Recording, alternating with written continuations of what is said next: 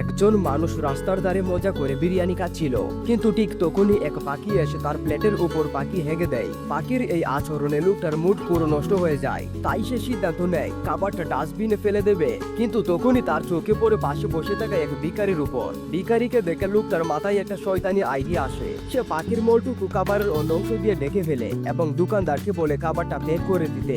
অন্যদিকে সে মোবাইল বের করে ভিডিও রেকর্ড করা শুরু করে। তারপর দোকান থেকে সে প্যাক করা খাবারটা সে ভিখারিকে দিয়ে দেয় এবং সে ক্লিপটা ফেসবুকে আপলোড করে। ভিডিওটা রাতারাতি ভাইরাল হয়ে যায়। পরদিন অফিসে তার সহকর্মীরা সেই ভিডিও দেখে তার প্রশংসা করে। এমনকি অফিসে যে মেয়েটিকে সে পছন্দ করত সেই মেয়েও তার প্রশংসা করে, আর লোকটা সেটাকেই প্রেম ভেবে বসে। এদিকে সেই মেয়েটি অর্থাৎ নিকিতা আসলে অন্য একজনের প্রেমিকা। নিকিতার আসল প্রেমিক প্রদীপ আজ তার সমস্ত সঞ্চয় দিয়ে নিকিতার জন্য একটা মোবাইল ফোন কিনছে, কারণ প্রদীপ আশা করেছে গত 3 বছরে যা পাইনি হয়তো আজ এই ফোন উপহার দেওয়ার মাধ্যমে পাবে। আসলে গত 3 বছর ধরে প্রদীপের একটাই চাওয়া, নিকিতার একটা কিস দেওয়া।